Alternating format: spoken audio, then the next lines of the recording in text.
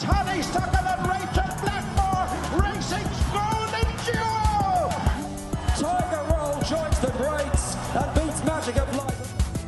Best behaviour on the near side with the wettest of saves for Paddy Brown and Oliver McKiernan. Local trainer Derek comes in again and beyond his test. Lord Lyon wins it from... It's Sam Coe on the stand side before he had the second round. He lands in the lead by half a length and goes on from Sam Coe. Hello and welcome to We're Going Chasing. We've a special episode now this week, obviously with huge racing coming up. Dublin Racing Festival. It doesn't get a whole lot bigger than this. 8 grade ones across 2 days, just jam-packed, top-class action. Really looking forward to it. We've Paddy Aspell joining us as well. Thanks very much for joining us, Paddy. This is the second time we've had you, and it's great to have you. Looking forward to the racing. Yeah, thanks for having me on, boys. The Dublin Racing Festival, we've been talking about it now for that long. It's just deadly that it's come around, and it's amazing. I was listening on a podcast yesterday. I think they brought it in, I think it was 2018? The Dublin Racing Festival, or 19? Yeah, it's only very recent, yeah.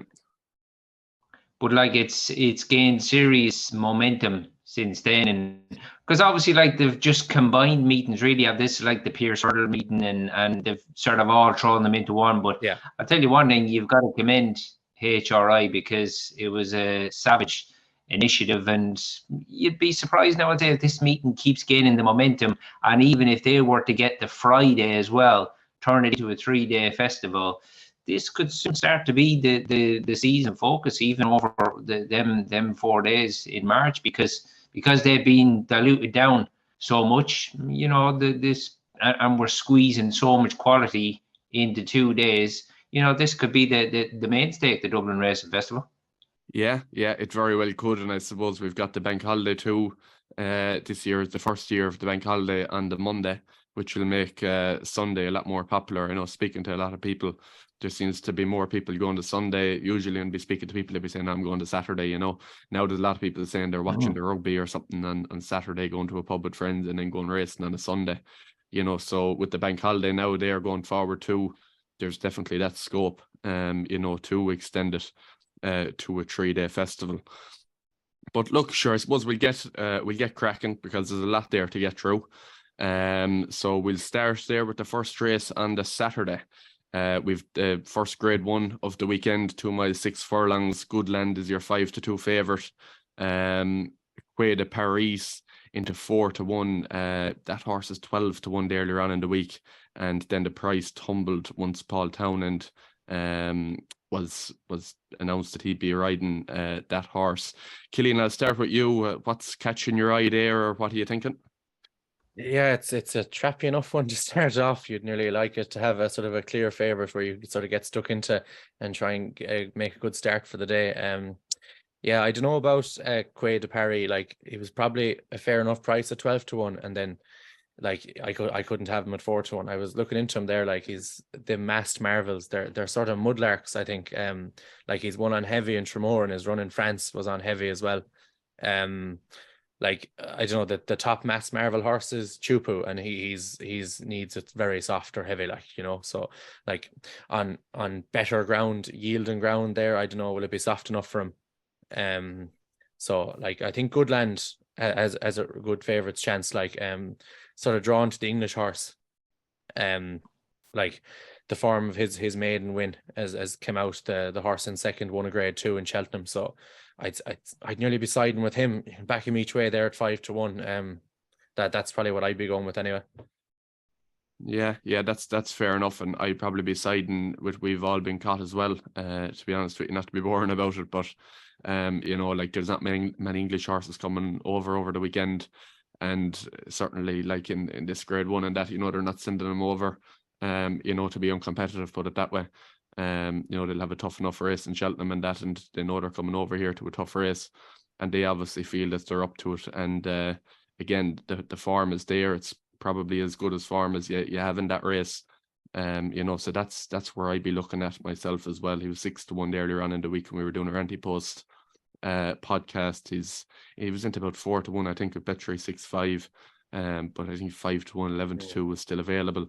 Paddy, what about yourself on that race? Did anything stand out to you? Well, it's a cracker to get us underway, isn't it? And I mean, I think we've got to remember, lads, that Willie, he likes to introduce these French recruits here, and they often make their debut at the Dublin Racing Festival. And obviously, he's unearthed one or two good ones here at this meeting. So yeah, the market is always really steered once we see final decks to see what direction Townend has swayed, and he's had some real difficult decisions to make over both days, hasn't he? But no, this is a cracker to get us underway. We've all been caught. He's obviously the highest rated of the runners in the lineup that have got a rating, 137, and he's a monster of a horse. He's absolutely huge, isn't he? And I think I've heard Nigel Twiston-Davis sort of jesting leading up to tomorrow that he says this horse will win the Gold Cup one day. So he's held in real high esteem, but obviously we're going to find out an awful lot more about him tomorrow. I was with Paul Nolan's horse here, lads, though, Sander Clegane. He is a little bit more exposed than some of his rivals here, but he looks to me like he's really starting to put it together now. He's quite a hardy horse. He's a 6-year-old. Good to see Paul Nolan back amongst the winners again, and same thing applies to him. This is the deepest water he's been in, certainly over hurdles anyway. But no, it's an absolute cracker. American Mike, he could be maybe one that could bounce back, because he got into an absolute dogfight, didn't he, with Affordale Fury at Navan last time, and paid the price for that. And connections have had to back off him and give him time to recover. So, you know, no surprise we've not seen him since, and that was 69 days ago. And obviously Good Land, he literally is unbeaten, isn't he, because Michael O'Sullivan came off him at the first on that second start over hurdle. So he's unbeaten over hurdle so far, and that Leopardstown form I think is pretty smart. But no, this is a cracker to get us underway, but I'll side with the Paul Nolan 6-year-old, Sandor Clegane. Okay, very good. You know, it's a super race to start us off with, all right. Such depth to it as well. Grange Clare West, we didn't even mention, you know. So impressive in his maiden hurdle win there at Navan. I suppose didn't back it up too well the last day, but again, another top class horse, and it's a great race to start off with. He was coughing after that Nace race, wasn't he? Apparently, he was. Yeah. Well mentioned. He was indeed. He was coughing. You know, so like he could be a big price. The thing is, though, that Paul Townend is jumping ship too would possibly put you off him a small bit, but at the same time, you know, he seemed to have an excuse there the last day. He's 13-2. It's a great race. American Mike. Yeah, I wouldn't be too gone on him now myself. You know, it's a very tough race there the last day, and it would have taken a lot out of all the horses in the race. Really, they were walking home like, you know. But yeah, what a race to start off with. And I'd be we've all been caught anyway. So that brings us on to the second race. Lossiemouth, very short price favourite. We won't spend too much time on this unless you want to take her on with anything. I suppose Gala Marceau is the one that maybe stands out a small bit, you know, second or the last day, and you know, will come on for the experience and that. Do you think, why do you think that Gala Marceau will get any closer? I think she'll be closer, but I don't know if she'll beat her. I think I really wanted to take on Lossiemouth. I was hoping Blood Destiny to run, but he obviously hasn't. I think the two races she's won in Ireland, they've been very, very slow paced, and I just think I'd have a small bit of question mark over her. She's just really fast. And like Gala Marceau was very keen at Christmas. Stronger pace that suit her might help her settle a bit more. And if they do go a stronger gallop, Gala Marceau should settle a bit better, and I think she'll close the gap, but I don't know, is she capable of beating her all the same? That's right, Stan. I think Lossiemouth is probably win it, but I think Gala Marceau will take a step forward, all right. Paddy? Yeah, Lossiemouth, she has a woeful amount of ability. That's clear for everyone to see. But the hurdling technique I've seen far better. You know, she operates from A to B, and from what we've seen so far, that's about it. You certainly couldn't say that her jumping is one of her plus points, and obviously the time she's been clocking have been very, very ordinary as well. Handicapper's given her 140, and the likes of Takeo, he's got 121. So obviously it's a pretty lofty rating. She probably is the best filly in the race, but I think tomorrow, with a better run race, we're going to find out a good bit more about that jumping, and it could get found out again here. Willie's introducing a couple of French recruits since has not been seen for 307 days, but gust of wind, I've heard one or two good rumours, and it could be a fantastic weekend for some of Willie's sort of other riders in the yard, like the likes of Brian Hayes and Sean O'Keefe, they're getting a leg up on some good horses simply because of the amount of darts he's got to fire at the board at the weekend, lads. But I've heard one or two whispers about gust of wind, but Lossiemouth, I think, will win simply by default, but I'm very interested to see how she hurdles. Gallimorsaw could get a bit closer this time, but yeah, gust of wind. Since I've been doing one or two other podcasts during the week, I have heard one or two whispers, and could be a really nice spare for Sean O'Keefe, who Willie Mullins is very fond of, and he's more than happy to put him up on a good one. Very interesting indeed. And you've the Bear 8 runners in it as well, so you've got your 3 places each way at 14-1. It's that's an interesting shout, all right, Paddy. I suppose that brings us on then to the Irish Arkle, and this is possibly the race of the weekend. Well, that's a big statement too, I suppose. The Irish champion hurdle and a few others thrown in there, but what a race we have here. Again, it's just one race after another, top quality action. What stands out to me here is the price difference between El Fabiolo and Dysart Dynamo, because their form over hurdles is pretty much identical. I think they had identical ratings. They've both had one start over fences, and again, the race and post ratings pretty much identical. Dysart Dynamo probably jump better on chase debut, but like you couldn't fault El Fabiolo too much either at the same time, I felt. And just to see 6-1 about El Fabiolo and 5-2 about Dysart Dynamo, that certainly stands out to me. Appreciate it'll be hard bet. Great race, Willie, so many darts in it. Paddy, I'll start with you this time. What are you thinking?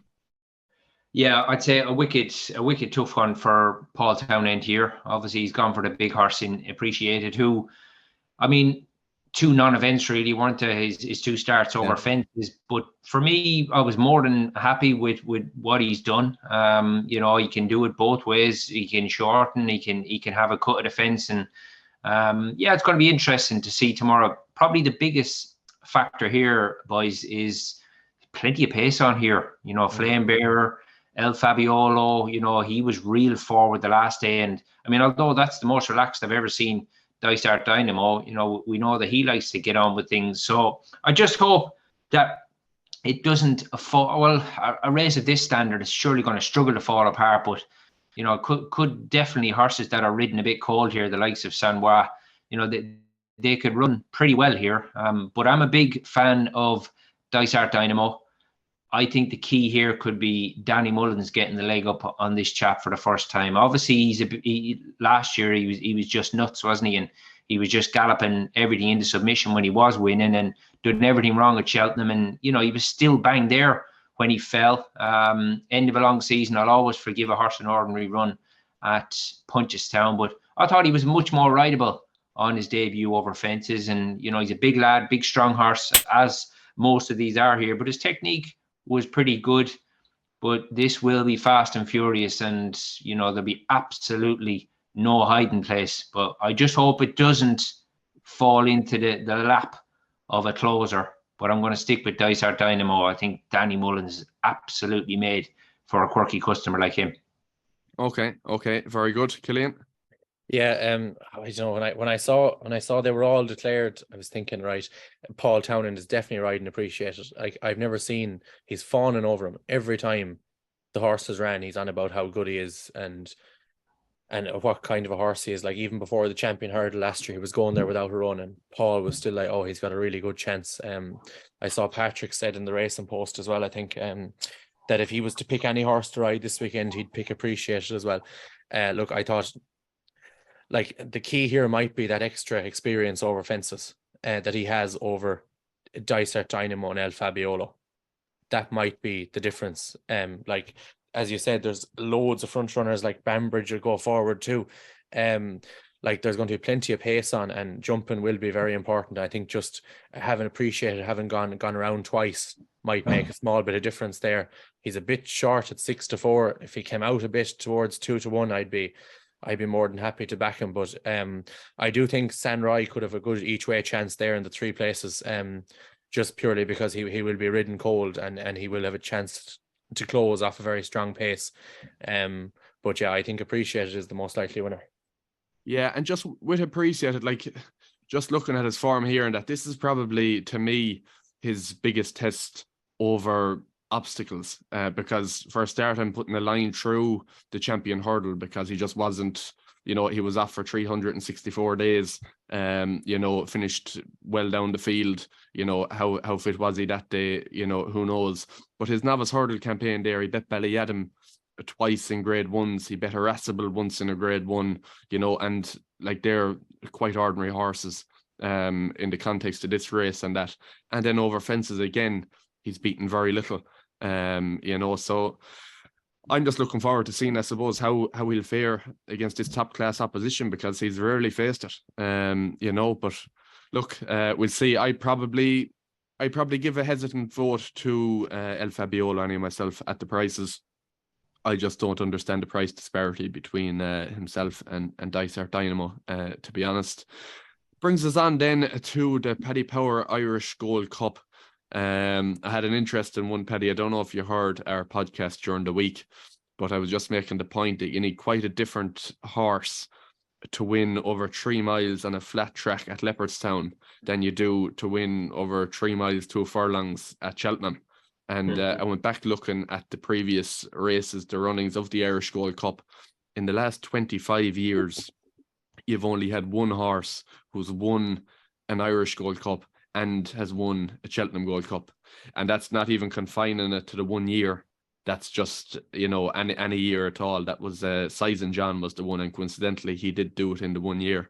But I'd have strong opinions on Galloping Deschamps going forward. In terms of the Gold Cup trip, I think he's just a small bit too flashy. I think this is perfect for him. 3 miles around Leopardstown, and he's 3-1 on. He's going to win. But going forward, I just think of like a Q card maybe, or a Vautour. Obviously Vautour was lost early, but just they have that bit more sort of class and panache about him. And I don't know then if they get into that, like the Gold Cup is a slog. I'd just be interested to know what your thoughts are on Galloping Deschamps, both at the weekend and going forward. Yeah, I think plenty of people aren't going to have him beat here, but can't see him as their Gold Cup winner. I think I've come across plenty of people that are exactly in the same camp as you, James. But I think the thing about this horse is I was just so impressed with how he had come forward mentally on his return.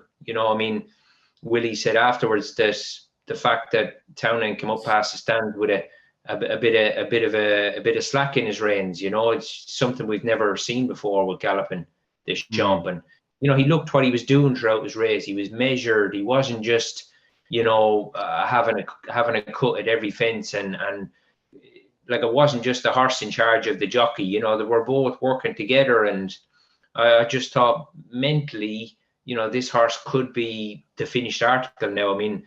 Obviously we know he was unlucky at Cheltenham. He just didn't get the landing gear out, and he jumped ordinary enough that day. I've seen him put in much better rounds of jumping than what he did before he fell at Cheltenham. But obviously apart from that, he was faultless and unbeaten. But I just think he's always going to have that bit of a query about the trip, even if he wins well tomorrow, boys. It's still not the test that a Gold Cup is. Gold Cup is 3 mile too, and on an undulating track. So he'll have stepped a bit nearer to being a deserving favourite, and but I do think he'll win tomorrow. But he won't prove it until that. After he stays a Gold Cup trip. I can't see him beat tomorrow.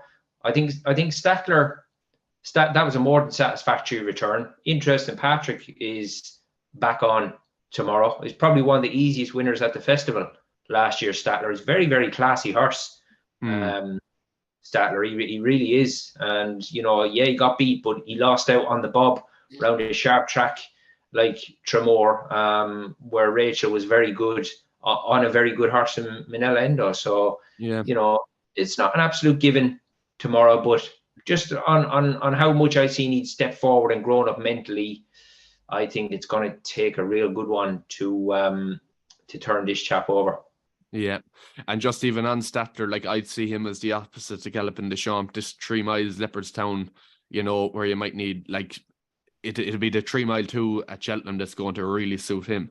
I could see him turn if Galloping the Champ even goes to the Gold Cup, because Killian is quite firm that he might still go to the Ryanair. You know, if Galloping the Champ does go to the Gold Cup, I could certainly see Statler turning that form around with him if Galloping the Champ obviously goes and wins at the weekend. Killian, on this race, do you have anything to add there? No, not really. I thought Fury Road was an interesting enough one. Like he ran a big enough race at Christmas. He finished 4th, was it? Or 3rd at Christmas to Conflated. Sort of looked to get a small bit outpaced at one stage towards the race down the back and lost his position. Then he sort of stayed on again at the end. Like, I don't know, it's only 2 places here. I can't see him beating Statler or Galloping the Champ. I think he might run a big race there if you could back him to come in the first 3 maybe. I think that's probably what I do there. Okay, yeah, fair enough. And Killian, we'll stay with you then for the 340. We've got handicap hurdle grade B over 3 miles. Gordon Elliott well stocked for it. Are you going with one of his runners or are you looking elsewhere? Yeah, geez, Maxim is going to be a hard bet, isn't he? Just the money's come again. Like he's going to be very difficult to beat. He's improved bucket loads in the last few months. Keen Quirk, very good £7 claimer on board him now too. Like if you're on Maxim for the Pretemps, you'd be very worried, wouldn't you? You would indeed, yeah. He's a skimpy enough price. He's 3-1. Like I backed him the Pretemps qualifier at Christmas. I think it was 4-1 on the day there in a big runner field as well, and he hosed up. Like he's only a 6-year-old. It was, if he'd been entered in the Stayers hurdle, I'd say right, he's going to win this. I'd be definite nearly. But he's not entered in the Stayers. Like if he does win here, like he's off a rating of 138 in Ireland at the moment. If he wins this, he's going to get another £7 or £8 minimum. Like it depends how far he wins, but like if he wins like he wins in Christmas, he's up to 150, and then he gets another £5 or £6 on top. Suddenly it's nearly an impossible task off a massive weight in the Pretemps. Yeah, they might be happy enough with this though, you know. Yeah, I would as well. Yeah, and I'd definitely be happy enough with this. But it's just interesting that he wasn't given a Stayers entry, but they could obviously still supplement him for that. But look, he's going to be very hard to beat. Just a little yank there down the bottom then as well. He was 3rd in the race last year. He was at a big price. He's about a 66-1 shot there for the race on tomorrow. He could outrun his odds. Like he was very consistent last year. He was hitting the frame in a lot of races. He had a bad fall in the stole in the festival there, and he came back there last 2 weeks ago in Navan and finished last, but it might have been just a pipe opener. Like he's going to be £3 higher than last year. I think Liam Quinlan rides him again. He does, yeah. So it's the same £5 claimer as last year. He gets on really well with the horse. I think I might give him a chance if he got 6th place in the day. Maybe Sky usually do big price ones there. So okay, yeah, very good. Paddy, straight over to you. Yeah, so it's incredible, really. These are the types of races where you've got to look a bit deeper rather than right at the front of the market, because obviously they're big pots and you'll have something there more, or even a good chance that there's more than one that'll be lurking. But I'm struggling to dig one out because even, you know, JP's got a couple in here, but, you know, they're a little bit older, sort of 10 and 12-year-olds, and there's nothing really jumping out off the page for me. And I think I'd be in agreement with you when you say about Maxim, maybe they mightn't be looking any further than tomorrow with this fella. It's a good enough prize to be winning anyway. The young fella, young Quirk, is riding with plenty of confidence, and just interesting that he's not been with the yard very long and could definitely still be on the improve, but wouldn't want to see his price tighten up much more now. No. The one that I had picked out for this, Justin, you mentioned JP, is Blue Sari. He was obviously off for 263 days, is what it was, prior to his run in the Munster Hurdle, where he was second to Gaelic Warrior. He was beaten there 15 lengths, and there probably wasn't a whole pile trying awfully hard in that race. I don't know if there's been anything trying too hard in any Gaelic Warriors races, to be honest. But like, I just think that was an encouraging run. He's rated 136 over hurdles, 150 over fences. He could be one that they've maybe had difficulty with, to keep sound, and that 7 starts over hurdles and 3 of them have been non-completions. But I just think the second run back off a break, he was 10-1 there during our anti-post video. I think he's short. He could still be 10-1. He's 8-1 with Paddy Power anyway. And Willie actually has a good record in this race too. But what I suppose what race doesn't really have a good record in? But that's the one I'd be siding with there. That brings us on then to the Grade B handicap chase. You've got Get My Drift there at the top of the market, and Final Orders as well, who's won 5 of his last 6 starts. Has just shown improvement on improvement. So there's been a lot of money for him already. He was about 8-1 into 11-4 now. Is there anything here, Paddy, further down the field, or are you looking at the top of the market? No, I was going to look more towards definitely the top of the weights, really. I know he's a 10-year-old, but Rebel Gold, Pat Foley had another winner, didn't he, in Limerick the other day? And I mean, this fella, he got a lovely ride from Dennis O'Regan in the Dan Moore. And I mean, although he is 10-year-old, he looks like a horse who's in a real good place at the minute, and been quite impressed with Patrick Foley. I definitely think he's able to train for sure. Just couldn't really see, these races you tend to get a rapid improver. But I just didn't really have anything jumping out off the page. Obviously, Final Orders there. God, you look at his form. He's unbeaten in his last. He's won 6 of his last 7. It's incredible, really. But he's up to 140. But obviously, the Cromwell team couldn't be in much better order. But the fact that he has got 11 stone 12 on his back, Rebel Gold, you might just get that bit more value about him. Dennis O'Regan back on board here again. It'd be a fine effort if he could carry that sort of weight. But at least he's a horse coming here in good nick off the back of that win just 3 weeks ago. Yeah. That's a fair point on him, and I know Killian is looking towards the top of the weights as well, and he's got the value locked in as well. From our anti-post video, a wave of the sea, Killian. Yeah, I'm doing the opposite of Paddy. I'm picking a horse that's in terrible form. That can't, like, he finished 14th. The Paddy Power pulled up in the Tri-Town, well bet in the Limerick National or the Munster National there, 6th in the Kerry National then as well. Wave of the Sea, put him up at 10-1 during the week. He's 4-1 now with Betfair there. Aidan Kelly booked takes off 7, so he's off 137, which is what he was off last year when he won, when you took in Shane Fitzgerald's claim. Like, he comes back and he just wins the race every year. He won last year. He beat Grange Walk. He got a race and post rating of 150. The year before, he beat Top Moon, got a race and post rating of 144. There, aside from one other run, when he was second to On the Ropes in the Munster National a couple of years ago, they're his best 2 runs of his career over fences. Obviously goes really well in Leopardstown. I think he won the Grade 1 juvenile in 2020 as well, when Aspire Tower fell at the last. He won that as well, so he goes well in Leopardstown, in fairness, and it's obviously a race they seem to target. And I don't know what I'd be getting stuck in at 4-1 now, but I've been back to 10s anyway, so I'm happy enough with that. Very good. And then the final race of the day is the bumper. I'm notorious for not having strong opinions on bumpers. I never get too involved with them. You've got Facile Mode there, top of the market for Thomas Mullins at 3-1. On the drift, I suppose where all the money is coming from is Fact to File for the Willie Mullins team again.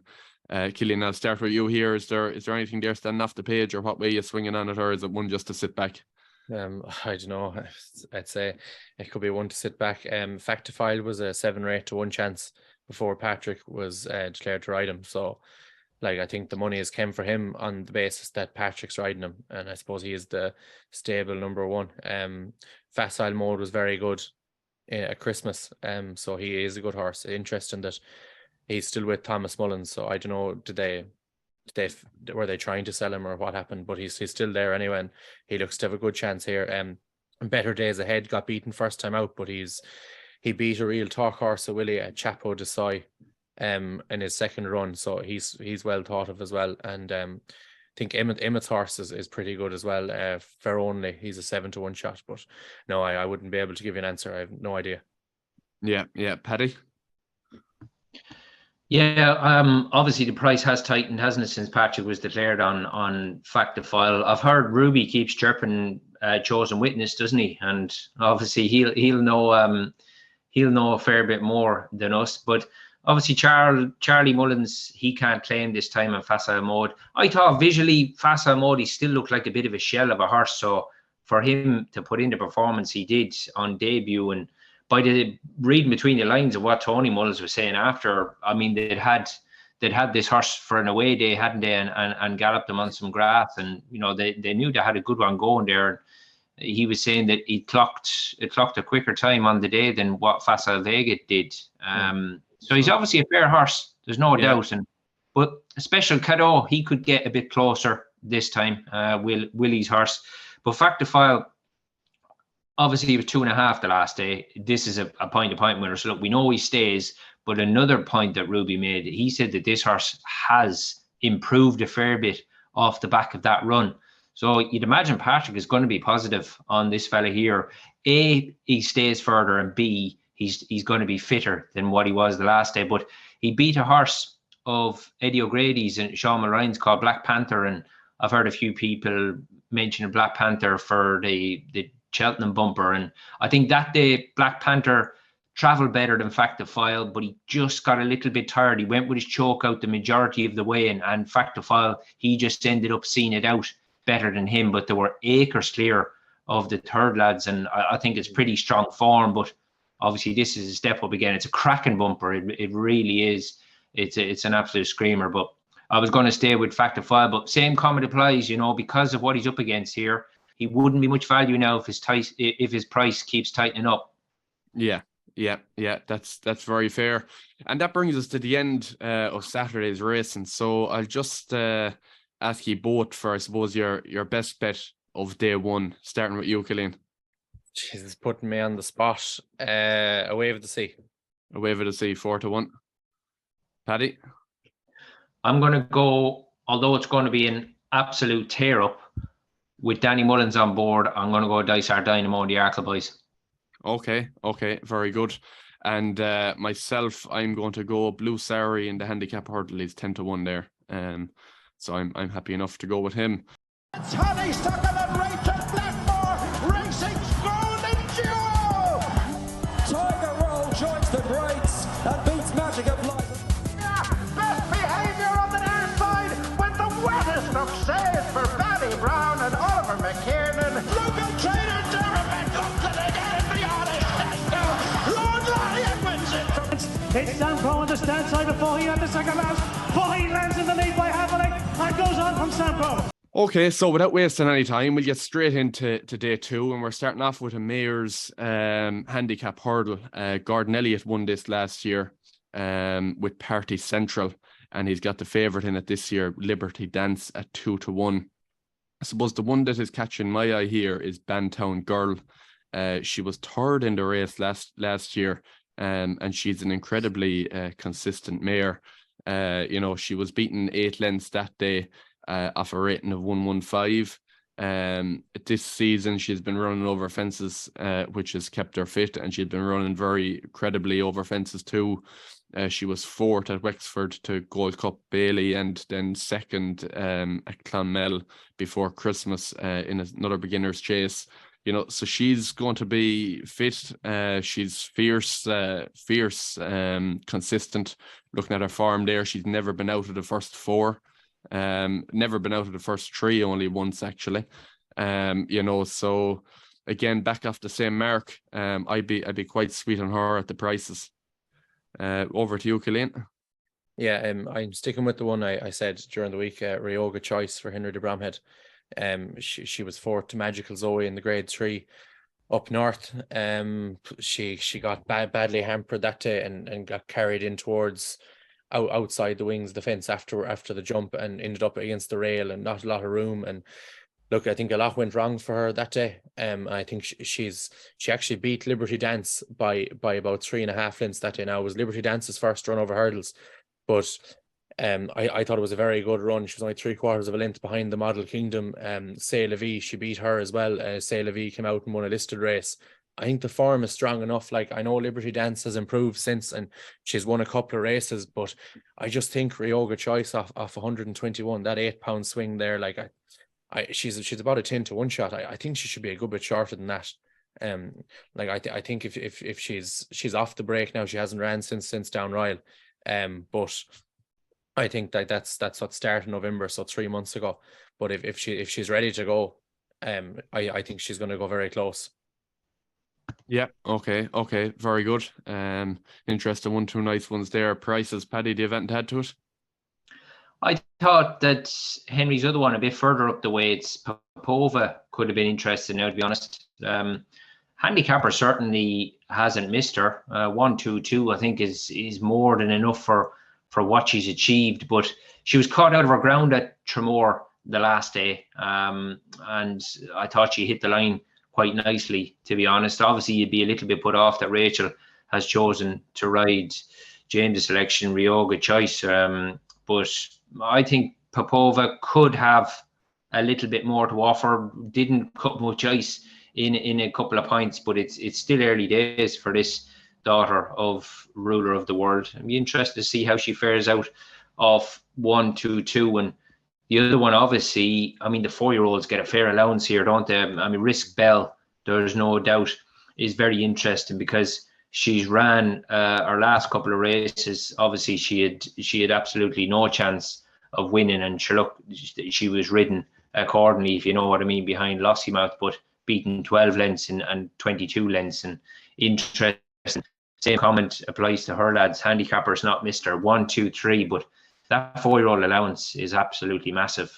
Mark Walsh, I think tomorrow's his first day back in the saddle, and he's chosen to ride her, so she could be interesting now. Definitely very, very low mileage Risk Bell, but I'll take a chance on Popova because the Liberty Dance of Gordon's has been such a talking horse that you're going to get a bit of value elsewhere. Yeah, very fair. We've 3 lovely ones there at lovely prices there between us. Brings us on then to another cracker of a grade 1. Mighty Potter is your 5-4 favourite, over 2 miles 5 furlongs. Paddy, I'd be interested to hear your thoughts on him. There's obviously the field is quite stacked. It's a small field, but a rather select field with James de Burley and Gaillard de Menil there as well, and a few others further down. Where is your eye drawn today, or who's your most likely winner? Well, I thought Mighty Potter just got a beautiful ride off Jack Kennedy the last day, because in the main he fenced okay, but I just thought Jack gave him a lovely sympathetic ride. He gave him a chance. He got him into a lovely rhythm, and he's just a real stare at this trip. That horse, obviously, Davy gets the leg up for the first time tomorrow, but you know, already even after 2 goes over fences, boys, he's got a rating of 160. So the handicapper really rates this horse, and he's another one been a little bit of a talking horse. He's definitely the younger legs in here, isn't he? So he probably is the one to beat, but I was going to go with the double green here, James de Burley.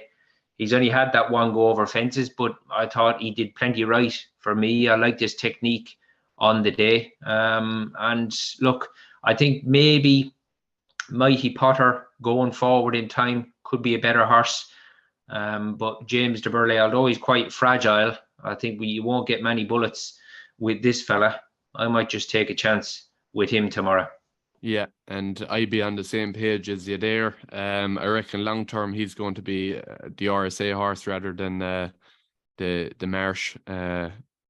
you know, I just think that longer trip and that will eke out further improvement in him. And Willie has so many other horses at 2 miles that'll sort of be stepping up to 2.5 miles, and that all he has for the RSA is Gaillard de Menil, who he probably won't put too much trust in. He won't have it as his only horse going there, put it that way.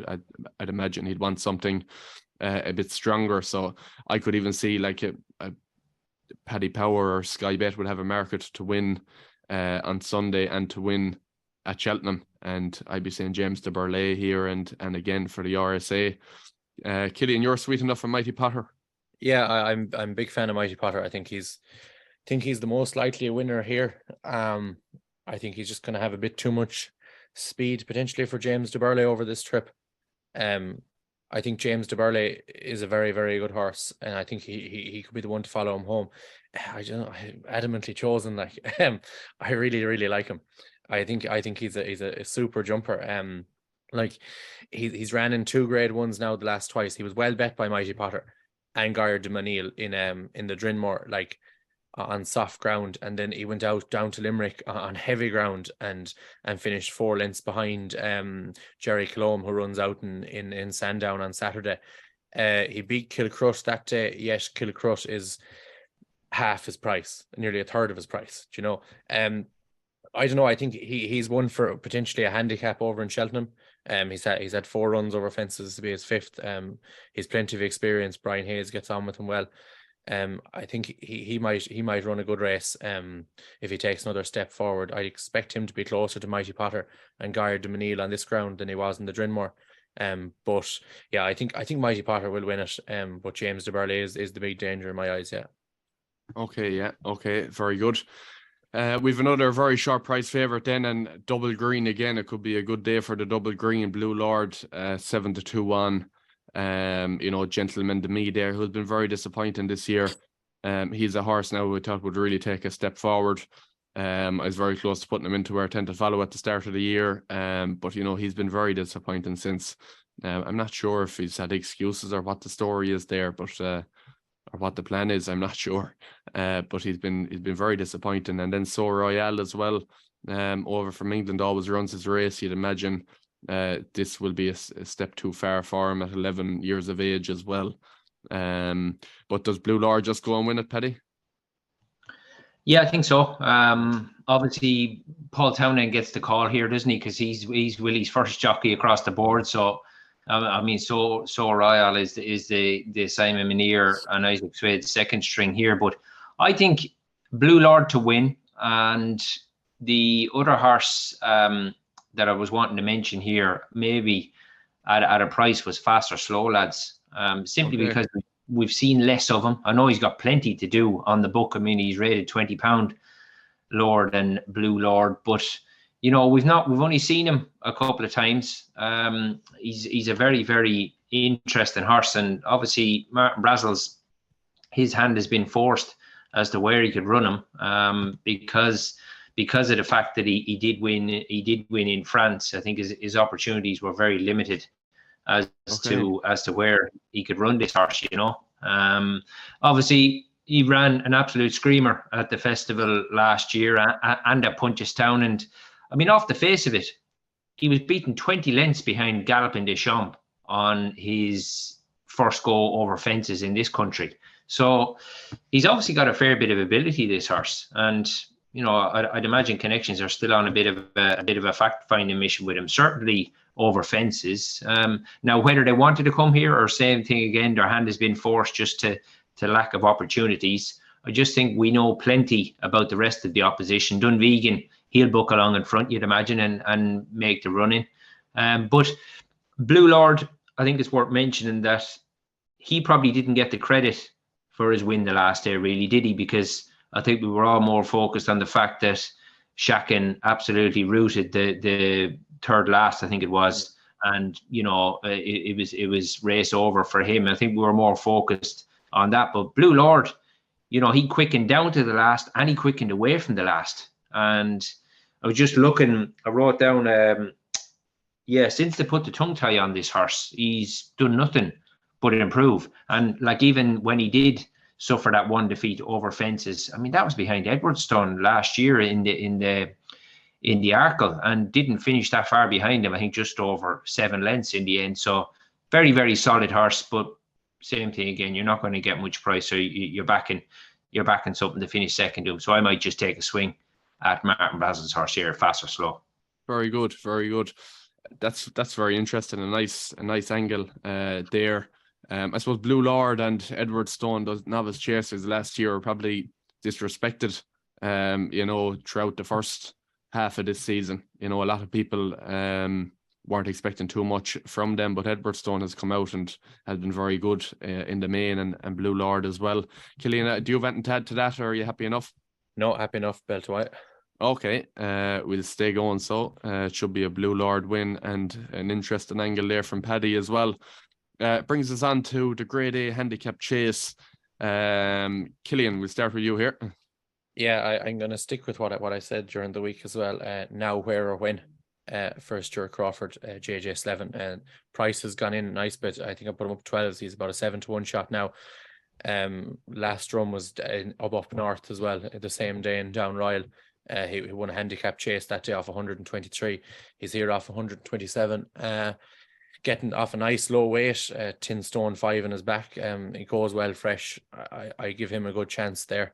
And then that's sort of it really. Like, I haven't looked too much of the race bar that, but I think he's got a very good chance. Yeah, there's 2 there, 20-1 that are probably standing out to me. The first is a mad horse, Foxy Jacks. But to be fair to him, he never seems to run a bad race at Leopardstown. If you look at his form and that, he's always there or thereabouts. Shane Fenelon is throwing the leg over him again for his sins.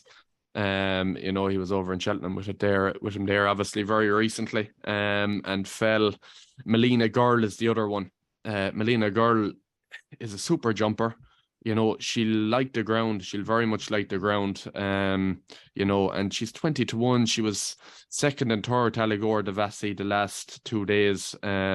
Again, she was well beaten both times, but she steps back into handicap company here, and a very consistent mare. I'd find it hard to split the two of them. As having a sort of a fiver and something 20-1, I probably do go Foxy Jacks. What about yourself, Paddy?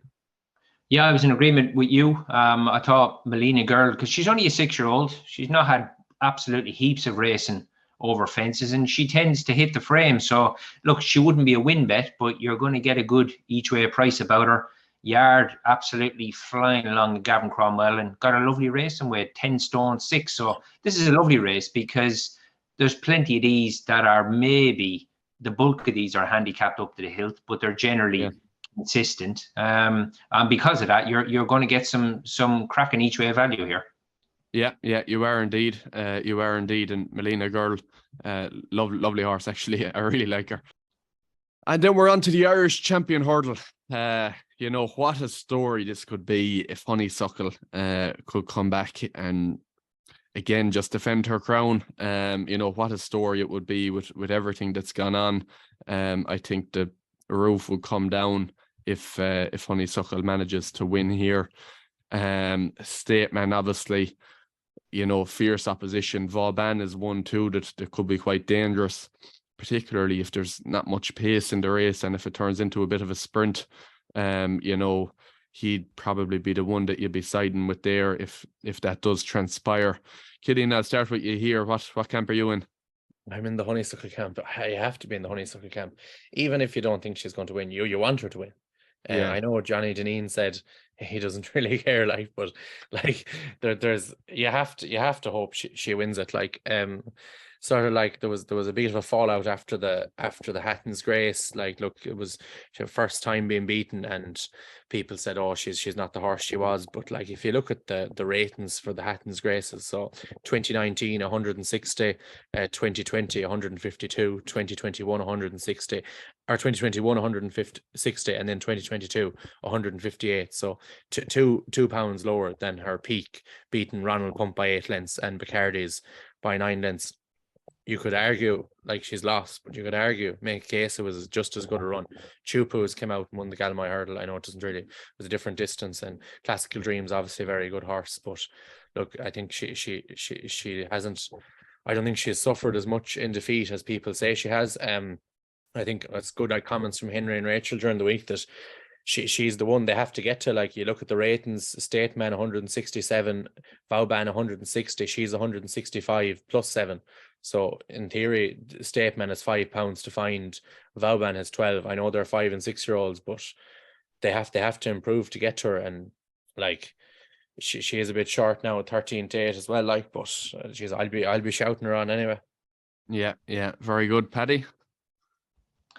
Yeah, it's amazing, really, isn't it? Like, because the handicapper, he's come to the opinion that Stateman is £2 better than Honeysuckle, when we've seen so much more of her than what we have of him, where, you know, it's a little bit odd, but it obviously reads in Honeysuckle's favour, because, you know, she's going to get £7 off Stateman, isn't she, obviously, for being a mare. But you just look down through her profile, and I know plenty of people had maybe said about the ground at Fairyhouse, but she's got loads of previous on soft. That wasn't the issue that day. She got beat, and we were heartbroken that she lost the unbeaten tag, but she didn't run bad. You know, Gordon Elliott has always said that Tihupu is a very, very good horse when he gets his conditions. So she wasn't in any way disgraced. But if you look down through her profile, lads, 2020, she won.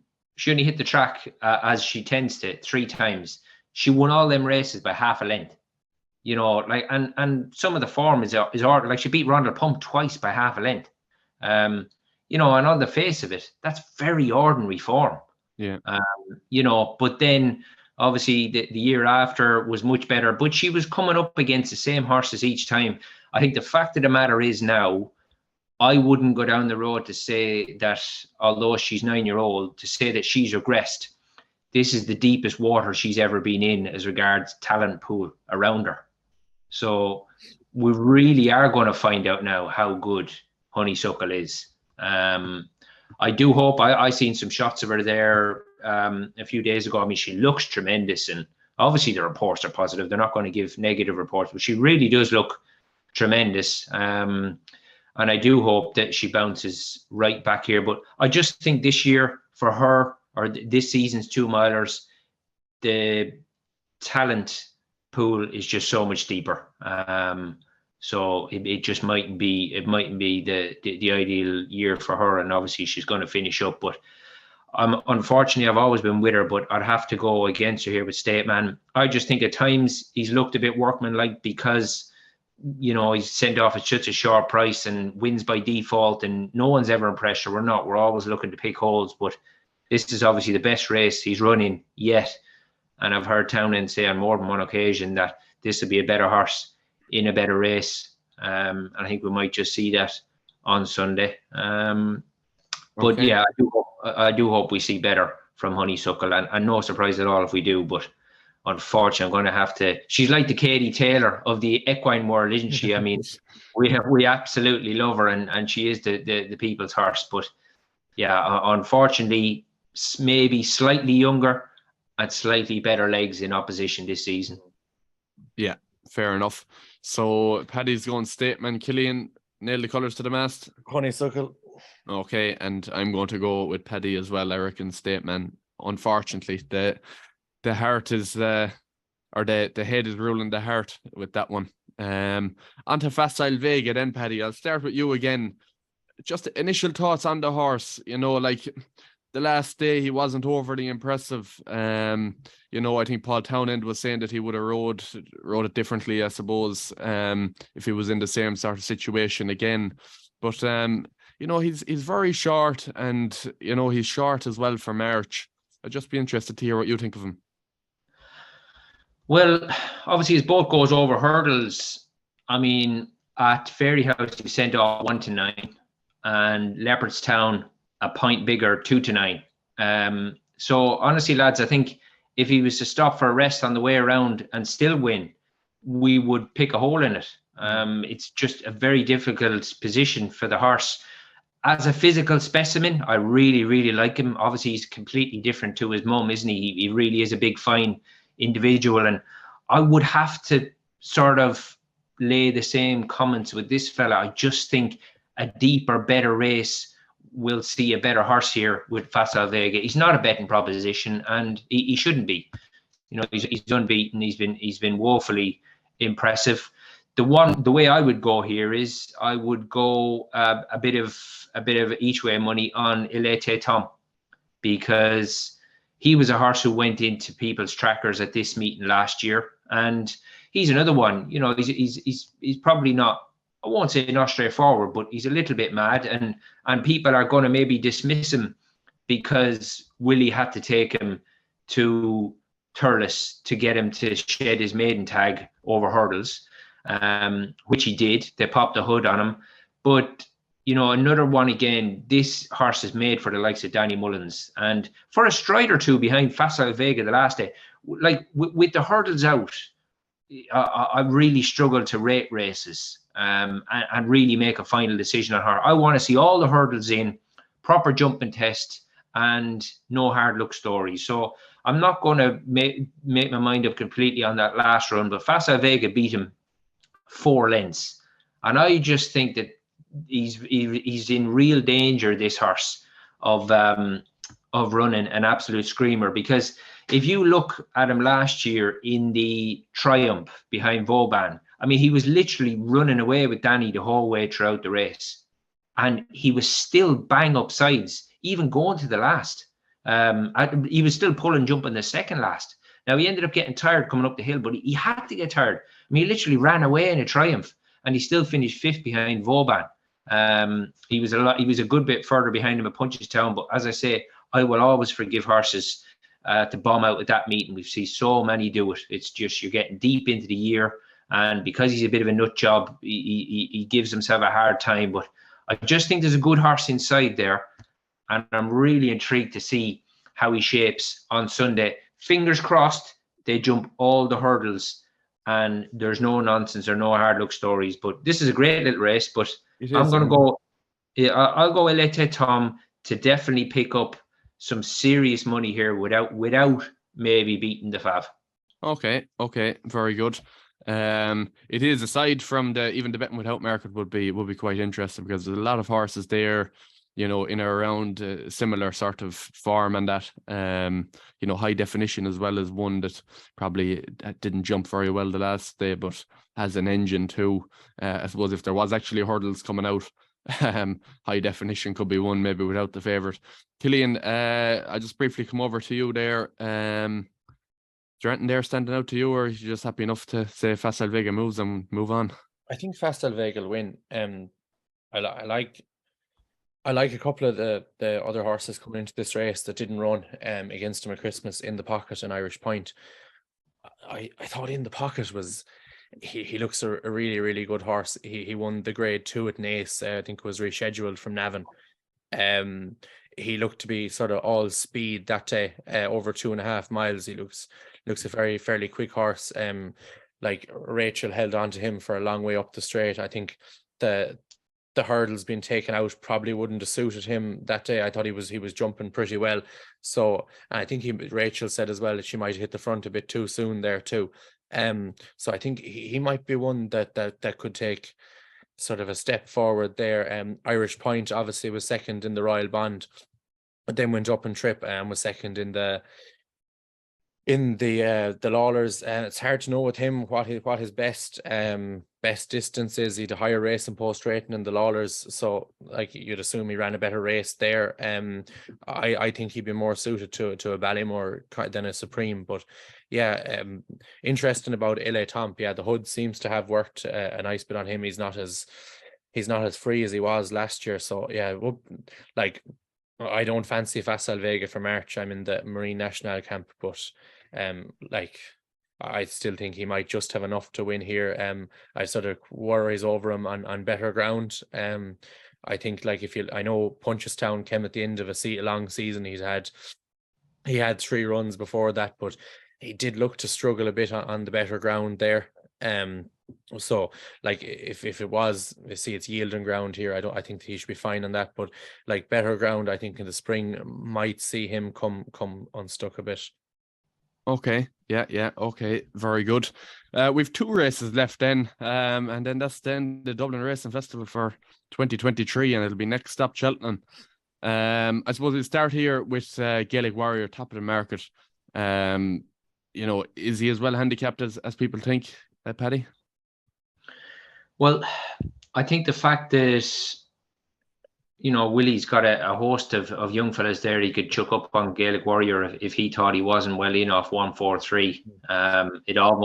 It's you wonder if your eyes are playing tricks on you when you see that he's able to get into a handicap. But you know, when you look at what he's done, even that win 19 days ago, I mean, it was a pretty run of the mill sort of win, certainly to watch on the day anyway. And he's been campaigned very, very well. Still only a 5-year-old, this horse, you know. And I mean, look, it's a tight enough handicap because the first 8 have all got 11 stone plus here. So it's not like he's given absolute shed loads of weight away. You know, there is obviously a few a bit further down who are not badly in.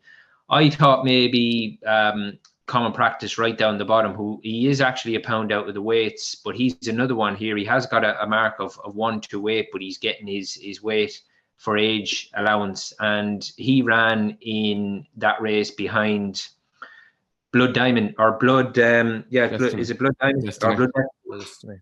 And like when I seen them walking around at the start that day for Blood Destiny, you could see the way the rest of the lads were lining up and the body language that they just wanted Townend to go and get out of their way so they could, you know, just tag along in behind.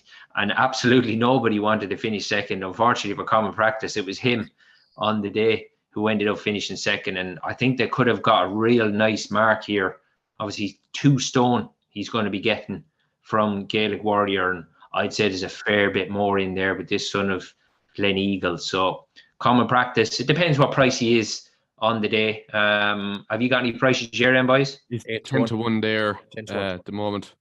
Yeah, I think that's only fair. And simply because, look, yeah, obviously the colours he runs in. I mean, I meant to say a minute ago when you were going on about a Wave of the Sea. I mean, Joseph O'Brien, he trains a winner at the Dublin Racing Festival every year.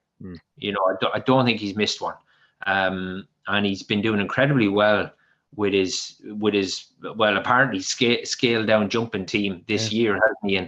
And I reckon Common Practice, Jesus, surely they've got to think that he's got to get involved here with just 10 stone on his back, and obviously a cracking young lad with Luke Dempsey on board. Yeah, that's very fair. Killian, were you mentioning Common Practice earlier on in the week? Yeah, I think I did mention him. Yeah, he's very interesting off 10 stone. Like it's such a lightweight, and like he does seem to be better than 128, wherever his mark is. I thought he actually ran a very good race behind Lossiemouth in the juvenile race in the grade 3 in Fairyhouse as well. Yeah, him and Comfort Zone, there was only 2 lengths between them. Obviously, Comfort Zone's come out and won a pair of grade 2 since Risk Bell was behind him that day as well by 3.5 lengths. So like if she runs well in the first race, you could sort of take that as another Common Practice boost. But yeah, I do think Gaelic Warrior could be a fair detail, and he could hose up here before going to something like the Supreme or the Ballymore. But yeah, I think maybe at a bigger price, Common Practice could be one. Yeah. Okay, very good. On to the final race of the day then. Another grade 2 bumper that I don't have a strong opinion on. Killian, I'll start with you there. There's 2 double green runners there. Fun. 13 to 8. Lily de Burley is 4 to 1, and there's 2 horses in between there as well. Lily de Burley, a 7-year-old running in a bumper too, is not something that I like seeing. You know, these horses are bought to jump. You know, and I'd like to nearly see something done bought to jump, not bump. But I'd nearly like to see something done in terms of, like, you know, limit these to 5-year-olds and then get them jumping. You know, but Killian, we'll start with you anyway. Yeah, obviously she won the race last year. She ran a race then in Navan in a listed mares race, got beaten by Jessie Philly. Jatara. Jatara's ran well in a couple of hurdle races since. She was second to High Definition and second to Astro Diamond in the Sol Arena. So that's decent form, I suppose, on the face of it there. Yeah, I saw David Jennings has her tipped up as his charity betting up in the ante. He's usually not far away either. I see Patrick is declared on fun, so the price has collapsed there. I think Fancy Girl was 11-8 shot, and then fun. Patrick got up on that, and that's gone all the way in from about 11-2 into 13-8. Because of that, no, I wouldn't have much an opinion on it. I'd like to see Lily de Burley win though. Okay, very good, Paddy. Yeah, Dave Jennings was very strong, wasn't he, on even the pod we done the other evening. He was at Leopardstown because this was in obviously she's defending her crown here, isn't she, coming back for this race again? But it was a real bunch finish. I think there was a length between the first 5 home that day. But if you watch where she was throughout the race, I mean, there was double the runners in it last year. There was 16. She was dropped out. Ben Crawford, he rides a lot of these Crawford horses very cold, and even the run the last day was a strange out ride, I think it's fair to say. But sorry, getting back to the point, Dave Jennings, he was at Leopardstown, and he went to get a quote off Crawford, asking him was he a bit surprised or whatever, and he says this is probably the best mare he's ever had, Lily de Burley. So interesting as a 7-year-old coming back here to defend her crown. But I fancied one that John McConnell had in here, and he didn't declare it. I thought he would. Where was he? Yeah, Bold Reflection. So, but when I had a look through it again this morning, I thought there was a big difference in price here with Fancy Girl and Ascending Lark, because Ascending Lark travelled much better than Fancy Girl when they ran against each other last time 29 days ago. Now, I think it might have been young Quirk who rode her. I did have a peep earlier on, but anyway, she travelled extremely well. Yeah, Keen Quirk rode her, and I'd say if you were to give him another go at it, he'd sit on her a bit longer and hang on to her, because he sent her for home. She's had a bit of a look round, got tired, and in the end only ended up getting beaten 2 1/4 lengths. Now, maybe Fancy Girl will have improved for that run back as well. Maybe so. But I just thought there was a big gap in the market here between Ascending Lark and Fancy Girl. So I would probably take Ascending Lark each way here for Liz Lawler. Certainly the way she went through that race, it sort of told me that this mare had a fair bit of natural ability, and maybe she might get a better go at it tomorrow. I'd imagine Connections would be telling Mr. AP Ryan to just not be in too much of a panic. Okay, yeah, okay, very good. Just looking at it, a double green, Simon Munir and Suede, like they could have a great day Sunday between James de Burley, Blue Lord, and then 2 great chances in the bumper there as well. Not forgetting actually Dark Raven too in the novice hurdle. He's a bit bigger of a price, but they could be in for a great day. Just before we finish up, a couple of things. We're going to be announcing the winner of both competitions. So you had one competition in conjunction with Hacked Up Racing. So we'll announce the winner of that later on this evening. And we've got 2 tickets for Dublin Racing Festival, along with the Irish Field Cheltenham magazine, which is coming out on the 15th of February. So the winner of that competition will be up there later on this afternoon as well. So look, I hope you all enjoy the weekend. What a weekend's racing. It's if you can get there. You can't beat being there, really. So look, just enjoy it. Paddy, thanks a million for joining us again. You've given us some great insight there. It's always great listening to you. So we really do appreciate you coming on. So that's it from us. And we'll talk to you next week. Thanks. Vauban finds more now and kicks away and up the hill. Vauban wins the JCB Triumph Hurdle. Round the home turn, Davy Russell decides to send Presenting Percy on now. It's a beautiful straight, 11 victories for Honeysuckle. She is the winner of the Unibet Champion Hurdle. Heaven help us, runs riot to win the Coral Cup. Manila Indo is all out, flat out, but he wins the Gold Cup.